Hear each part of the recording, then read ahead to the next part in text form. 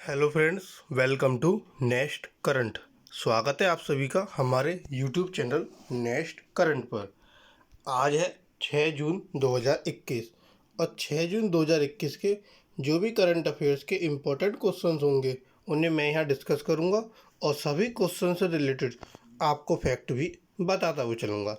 आप आज की वीडियो की पीडीएफ फाइल डिस्क्रिप्शन बॉक्स से डाउनलोड कर सकते हैं और अगर आपने अभी तक हमारा चैनल सब्सक्राइब नहीं किया है तो आज ही हमारे चैनल को सब्सक्राइब करें और नोटिफिकेशन बेल को भी प्रेस करें ताकि आपको सभी वीडियो का नोटिफिकेशन मिलता रहे। इस वीडियो के एंड में एक क्वेश्चन पूछा गया है जिसका आंसर आपको हमें कमेंट बॉक्स में देना है। तो चलिए शुरू करते हैं आज का अपना पहला क्वेश्चन है कि विश्व पर्यावरण दिवस कब मनाया जाता है। तो यह दिवस 5 जून को मनाया जाता है। ऑप्शन ए 5 जून। लोगों को प्रकृति के महत्व के बारे में याद दिलाने के लिए हर वर्ष 5 जून को विश्व पर्यावरण दिवस मनाया जाता है। संयुक्त राष्ट्र सभा ने 1972 में विश्व पर्यावरण दिवस की स्थापना की, जो मानव पर्यावरण पर स्टॉकहोम सम्मेलन का पहला दिन था। विश्व पर्यावरण दिवस 2021 की थीम मीन्स इस वर्ष इसका विषय क्या है? इस वर्ष इसका विषय है पारिस्थितिकी तंत्र की बहाली और पाकिस्तान इस बड़े दिन का वैश्विक मेजबान होगा। अगला क्वेश्चन, हाल ही में गूगल ने लर्निंग सॉल्यूशन की पेशकश करने के लिए किसके साथ भागीदारी की? तो गूगल ने यह भागीदारी की है बायजूस के साथ। ऑप्शन बी बायजूस, ये होता है BYZUS। बायजूस के साथ ये क्या कही है, उसने भागीदारी की है।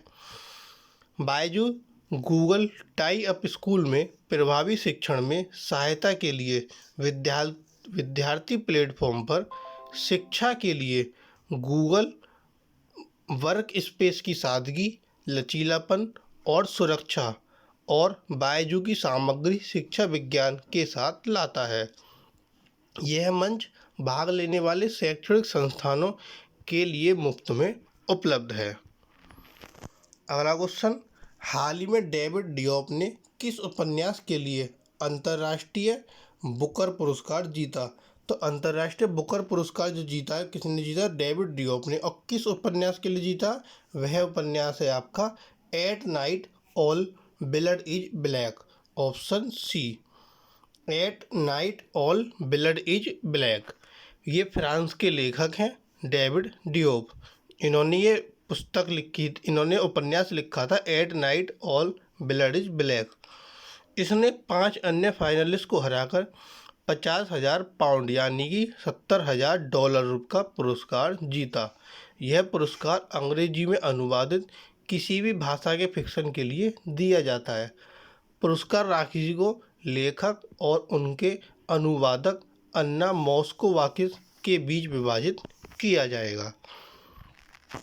अगला क्वेश्चन, हाल ही में EESL ने ऊर्जा कुशल और स्वच्छ ऊर्जा संसाधनों के कार्यान्वयन के लिए किसके साथ भागीदारी की?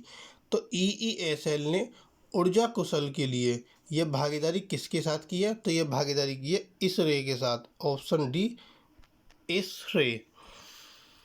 EESL ने हीटिंग, वेंटिलेटर, एयर कंडीशनिंग और रेफ्रिजरेटर स्पेस में ऊर्जा कुशल और स्वच्छ ऊर्जा समाधानों के कार्यान्वयन के लिए इसरे के साथ भागीदारी की है।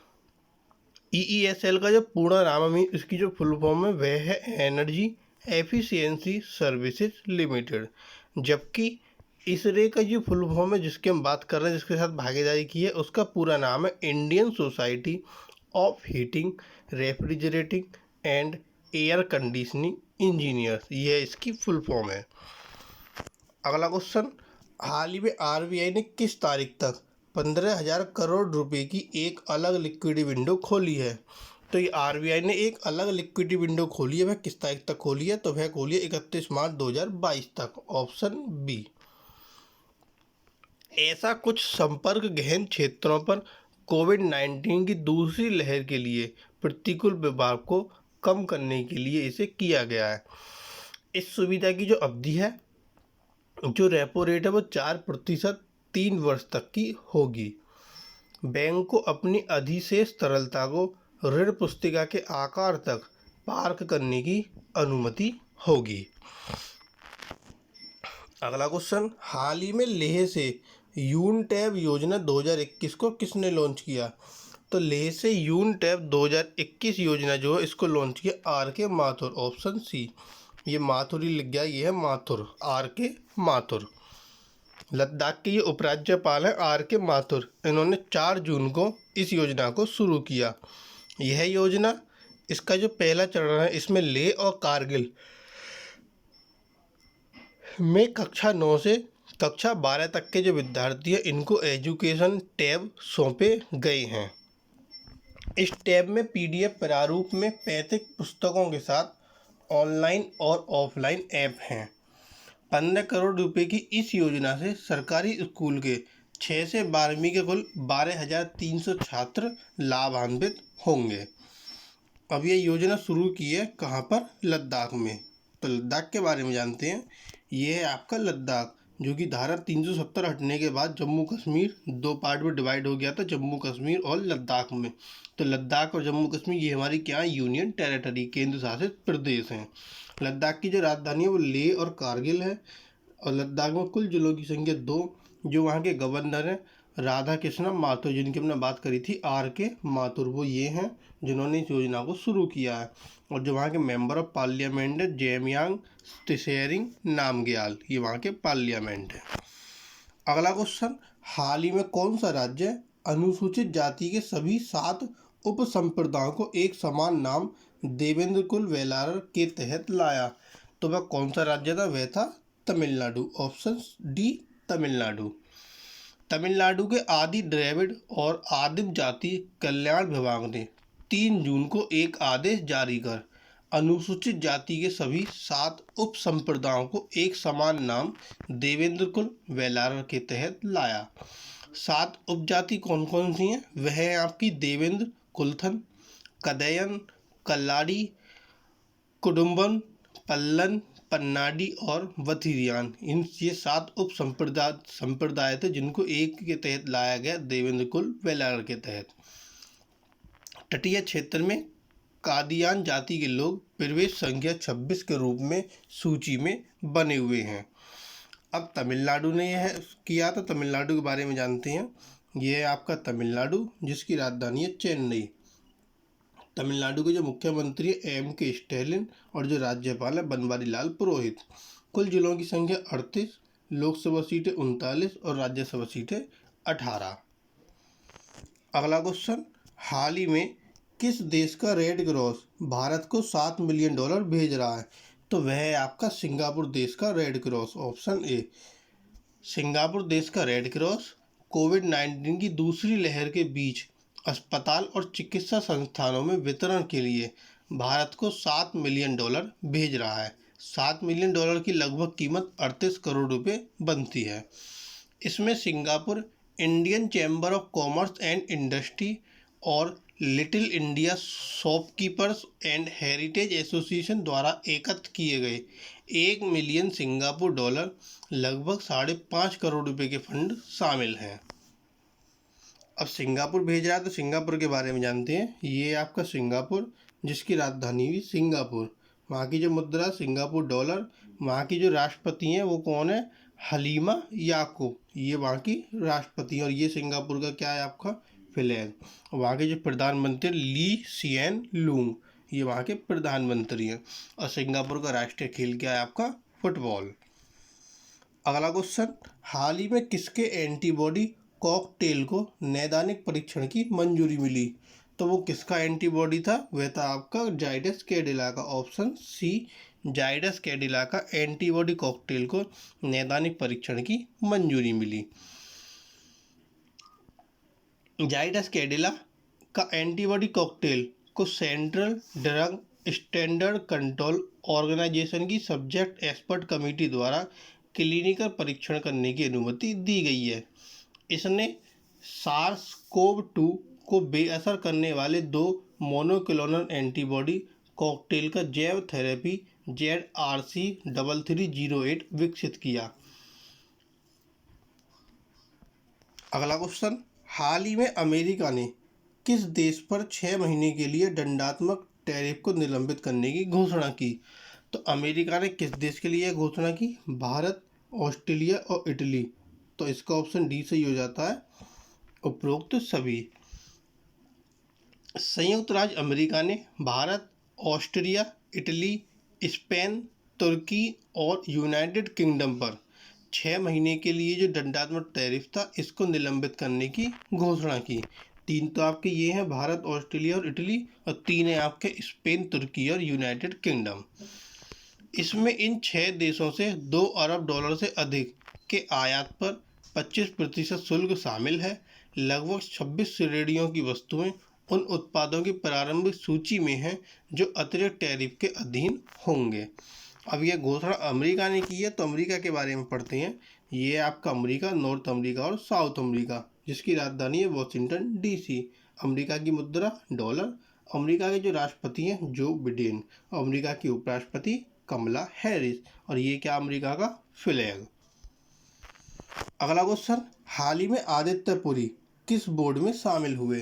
तो आदित्य पुरी जो है अभी हाल ही में फार्मीजी में शामिल हुए हैं, ऑप्शन ए फार्मीजी। अब ये आदित्य पुरी कौन है? आदित्य पुरी HDFC बैंक के पूर्व CEO और MD है, जो कि अब फार्मीजी में बोर्ड में शामिल हो गए हैं। यह जो नियुक्ति है फार्मीजी की मूल कंपनी API होल्डिंग द्वारा नियोजित IPO से पहले की गई है। आदित्य पुरी निवेशक नामित के रूप में PNB हाउसिंग के बोर्ड में भी शामिल होंगे। इससे पहले स्ट्राइड्स ग्रुप ने पुरी को स्टेलिस बायोफार्मा के बोर्ड का अध्यक्ष नियुक्त किया था। अगला क्वेश्चन, हाल ही में DCGI ने भारत में किसे स्पुतनिक वैक्सीन बनाने की अनुमति दी? तो अगर जो रूस की वैक्सीन है स्पुतनिक वैक्सीन, उसको भारत में बनाने की मंजूरी मिली है सीरम इंस्टीट्यूट ऑफ इंडिया को, option B serum institute of India. DCGI ने सीरम इंस्टीट्यूट ऑफ इंडिया को कुछ शर्तों के साथ जांच, परीक्षण और विश्लेषण के लिए स्पुतनिक कोविड-19 वैक्सीन बनाने की अनुमति दी। पुणे स्थित फर्म ने स्पुतनिक वी विकसित करने के लिए रूस में Gamaleya research institute of epidemiology and microbiology Moscow के साथ सहयोग किया है। अब ये जो आपका सीरम इंस्टीट्यूट ऑफ इंडिया को जो यह वैक्सीन बनाने की मंजूरी मिली है, तो इसको भी क्या कुछ शर्तों के साथ क्या करना होगा, एग्रीमेंट की कॉपी भी जमा करनी होगी। किसको? Gamaleya research institute of epidemiology और माइक्रोबायोलॉजी के बीच जो एग्रीमेंट हुआ था उसकी कॉपी भी जमा इसको करनी होगी। अगला क्वेश्चन, हाल ही में अनुराग सिंह ठाकुर ने कौन सी पुस्तक लॉन्च की? तो अनुराग सिंह ठाकुर ने हाल ही में हिसाब का किताब लॉन्च की, हिसाब का किताब, ऑप्शन डी। केंद्रीय वित्त और कॉरपोरेट मामलों के राज्य मंत्री अनुराग सिंह ठाकुर ने निवेशक शिक्षा और संरक्षण कोष प्राधिकरण की हिसाब की किताब का शुभारंभ किया। कॉमन सर्विस सेंटर्स ई-गवर्नेंस द्वारा उनके प्रशिक्षण उपकरण के एक भाग के रूप में विकसित हिसाब की किताब 5-5 मिनट की 6 लघु फिल्मों की एक श्रृंखला है। ये मॉड्यूल बजट और बचत के महत्व पर प्रकाश डालते हैं। अगला क्वेश्चन, हाल ही में किस देश ने GAVI वैक्सीन एलायंस को $2 बिलियन का योगदान दिया? तो यह योगदान किस देश ने दिया? यह दिया अमेरिका ने, ऑप्शन ए अमेरिका। कोवैक्स सुविधा के लिए अमेरिका ने अब तक GAVI वैक्सीन एलायंस को $2 बिलियन का योगदान दिया है। कोवैक्स कोविड-19 टीकों की सामूहिक खरीद और समान वितरण के लिए एक वैश्विक जोखिम साझाकरण तंत्र है। अमेरिका ने कुल मिलाकर कोवैक्स को $4 बिलियन देने का वादा किया था, जिसमें से अब तक $2 बिलियन का योगदान दिया जा चुका है और $2 बिलियन का अभी बाकी रह गया है। अगला क्वेश्चन आता है कि हाल ही में जून 2021 कनाडाई ग्रांड प्री के लिए किस देश को निर्धारित किया गया है? तो जो आपकी कनाडा ग्रांड प्री होगी इसके लिए कौन सा देश निर्धारित हुआ है? वह हुआ है आपका तुर्की, ऑप्शन सी। तो वह देश आपका कौन सा है? तुर्की। सिंगापुर ग्रांड प्री 2021 को रद्द कर दिया और फार्मूला 1 अपनी दौड़ को प्रतिस्थापित करने के लिए विकल्पों का आकलन कर रहा है। तुर्की, चीन और संयुक्त राज्य अमेरिका में ऑस्टिन में दूसरी दौड़ सभी प्रतिस्थापन करने के लिए विचाराधीन है। तुर्की को कैनेडियन ग्रां प्री के विकल्प के रूप में निर्धारित किया गया है। अब तुर्की को निर्धारित किया तो तुर्की के बारे में पढ़ते हैं। ये आपका तुर्की, जिसकी राजधानी है अंकारा। तुर्की की जो मुद्रा तुर्की लीरा, तुर्किश लीरा। तुर्की के जो आपके राष्ट्रपति हैं रेसेप तय्यिप एर्दोगन, ये हैं आपके रेसेप तय्यिप एर्दोगन राष्ट्रपति, और जो वहाँ के उपराष्ट्रपति हैं युवात ओक्ते। और ये तुर्की का क्या है आपका फ्लैग। अगला क्वेश्चन, हाल ही में किस राज्य में 451 हेल्थ एंड वेलनेस सेंटर स्थापित किए जाएंगे? तो 451 हेल्थ एंड वेलनेस सेंटर स्थापित किए जाएंगे उत्तराखंड में। Option B Uttarakhand. प्रधानमंत्री राष्ट्रीय डायलिसिस कार्यक्रम के तहत 5 नए डायलिसिस केंद्र स्थापित करने के लिए 1 करोड़ रुपए के बजट को मंजूरी दी गई।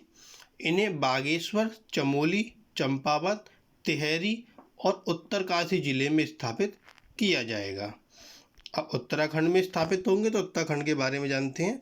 ये है आपका उत्तराखंड, जिसकी राजधानी है देहरादून। उत्तराखंड की जो मुख्यमंत्री तीरथ सिंह रावत, राज्यपाल बेबी रानी मौर्य। कुल जिलों की संख्या 13, लोकसभा सीटें 5 और राज्यसभा सीटें उत्तराखंड की 3। अगला क्वेश्चन, हाल ही में किसने मुंबई उपनगरीय क्षेत्र में अपने उपभोक्ताओं के लिए ग्रीन टैरिफ पहल पेश करने का निर्णय लिया? तो यह पेश करने का निर्णय लिया अदानी इलेक्ट्रिसिटी मुंबई लिमिटेड ने। Option B. Adani electricity Mumbai limited ने मुंबई उपनगरीय क्षेत्र में अपने उपभोक्ताओं के लिए ग्रीन टैरिफ इनिशिएटिव की पेशकश करने का निर्णय लिया। कॉरपोरेट, औद्योगिक, वाणिज्यिक, होटल, रेस्टोरेंट और आवासीय उपभोक्ताओं सहित सभी उपभोक्ता अब ग्रीन एनर्जी पर स्विच कर सकते हैं। उपभोक्ता को 66 पैसे प्रति यूनिट के अतिरिक्त टैरिफ का भुगतान करके Adani electricity green tariff initiative का विकल्प चुन सकते हैं। अगला क्वेश्चन, हाल ही में केंद्र सरकार ने कितने प्रतिशत इथेनॉल मिश्रित पेट्रोल बेचने का निर्देश दिया? तो केंद्र सरकार ने यह निर्देश दिया 20% मिश्रित इथेनॉल पेट्रोल का। Option A. केंद्र सरकार 1 अप्रैल 2023 से, यानी कि जो अगला हमारा वित्तीय वर्ष आएगा, जब से तेल कंपनियों को 20% इथेनॉल मिश्रित पेट्रोल बेचने का निर्देश देगी। जीवाश्म ईंधन के साथ इथेनॉल सम्मिश्रण में वृद्धि से प्रदूषण को कम करने में मदद मिलेगी। और 2015 में फ्रांस में आयोजित संयुक्त राष्ट्र जलवायु परिवर्तन सम्मेलन COP21 में की गई प्रतिबद्धताओं को पूरा करने के लिए भारत के संकल्प को मजबूत करेगा। और यह भारत की ऊर्जा आयात निर्भरता को कम करने में भी मदद करेगा। अगला क्वेश्चन, हाल ही में किस देश ने एकल खुराक वाली चीनी कैंसिनो बायो कोविड-19 टीके का उत्पादन शुरू किया? तो यह उत्पादन शुरू किया है आपका पाकिस्तान ने। Option D. पाक वैक नाम से ब्रांडेड टीके की 1,18,000 खुराक का शुरुआती बैच सरकार तक पहुंचने के लिए तैयार है। पाकिस्तान ने मार्च 2021 के अंत में स्थानीय स्तर पर टीकों को संसाधित करने और पैकेज करने के लिए थोक में टीके का एक सांद्र आयात करने के लिए कैंसिनो बायो के साथ एक समझौते पर हस्ताक्षर किए थे। अब पाकिस्तान ने यह उत्पादन शुरू किया, तो पाकिस्तान के बारे में पढ़ते हैं। ये है आपका पाकिस्तान, जिसकी राजधानी है इस्लामाबाद। पाकिस्तान की मुद्रा पाकिस्तानी रुपया। पाकिस्तान के राष्ट्रपति आरिफ अलवी, ये है वहाँ के राष्ट्रपति। और जो प्रधानमंत्री है वो है आपके इमरान खान। और जी क्या आपका पाकिस्तान का ये फ्लैग। अगला क्वेश्चन, हाल ही में किसके द्वारा विकसित SPAG9 एंटीजन को ASPAG-NITM ट्रेडमार्क प्राप्त हुआ? तो ये ट्रेडमार्क किसके द्वारा प्राप्त हुआ, ये मतलब किसने विकसित की? तो यह है कि national institute of immunology. Option C. National institute of immunology द्वारा विकसित SPAG9 एंटीजन को ASPAG-NITM ट्रेडमार्क प्राप्त हुआ। भारत के पहले स्वदेशी ट्यूमर एंटीजन SPGA9 की खोज 1998 में डॉक्टर अनिल सूरी ने की थी, जो नेशनल इंस्टीट्यूट ऑफ इम्यूनोलॉजी में कैंसर अनुसंधान कार्यक्रम के प्रमुख हैं। वर्तमान में ASPAG NITM का उपयोग सर्वाइकल डिम्ब ग्रंथि के कैंसर में डेंड्राइटिक सेल आधारित इम्यूनोथेरेपी में किया जा रहा है और इसका उपयोग स्तर कैंसर में भी किया जाएगा। तो ये थे आपके आज के करंट अफेयर्स के क्वेश्चन। अब आता है क्वेश्चन ऑफ टुडे। आज का आपके लिए प्रश्न है जिसका आंसर आपको हमें कमेंट बॉक्स में देना है, और वह प्रश्न आपके लिए है कि हाल ही में WHO के कार्यकारी बोर्ड के अध्यक्ष कौन बने। तो WHO के कार्यकारी बोर्ड के अध्यक्ष कौन बने, उस 4 ऑप्शन आपको दिए गए, एक आंसर आपको कमेंट बॉक्स में देना है। और जो कल क्वेश्चन पूछा गया था कि हाल ही में किसे फेफड़ों के कैंसर के इलाज के लिए osimertinib टैबलेट के विपणन के लिए USFDA से अस्थायी मंजूरी मिली, तो वह मंजूरी मिली थी जाइडस कैडिला को, ऑप्शन सी। तो ये थे आपके आज के करंट अफेयर्स के इंपॉर्टेंट क्वेश्चन। आपको वीडियो पसंद आए तो प्लीज़ हमारी वीडियो को लाइक, कमेंट और शेयर कीजिए, और ज़्यादा से ज़्यादा हमारे चैनल को सब्सक्राइब कीजिए। आप हमारे साथ अन्य प्लेटफॉर्म पर भी जुड़ सकते हैं, सभी का लिंक डिस्क्रिप्शन बॉक्स में प्रोवाइड कराया गया है। Thank you.